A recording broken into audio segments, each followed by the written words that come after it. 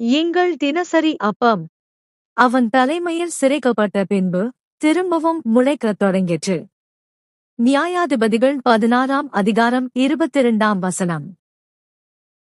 பிரியமானவர்களே, எல்லாமே முடிந்து விட்டது, இனி ஒன்றுமே இல்லை என்று புலம்புகிறீர்களா?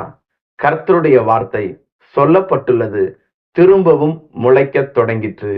முடிந்தது என்று சொல்லுகிற அதே இடத்தில் ஆண்டவர் உங்கள் வாழ்க்கையை திரும்ப கட்டத் தொடங்குகிறார். நீங்கள் அவருடைய வல்லமையுள்ள கரத்தை காணப்போகிறீர்கள். கர்த்தருடைய கரம் அதை செய்தது என்றும், இஸ்ரவேலின் பரிசுத்தர் அதை படைத்தார் என்றும் மக்கள் யாவரும் கண்டு உணர்ந்து புரிந்து கொள்ள தொடங்குவார்கள். பிரியமானவர்களே, உங்கள் வாழ்வில் ஆசீர்வாதம் தொடங்க போகிறது. உங்கள் வாழ்வில் வெற்றி தொடங்க போகிறது. ஆமேன்.